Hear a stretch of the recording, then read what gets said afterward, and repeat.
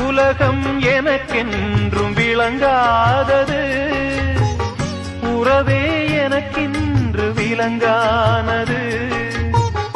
அடடா முந்தானை சிறையானது, இதுவே என் வாழ்வில் முறையானது. பாறை ஒன்றின் மேலே ஒரு பூவாய் முளைத்தாயே, உறவுக்கு உயிர் தந்தாயே. நானே எனக்கு நண்பன் இல்லையே, உன்னால் ஒரு சொந்தம் வந்ததே. என்னைத்தானே தஞ்சம் என்று நம்பி வந்தாய் மானே, உயிர் பூவெடுத்து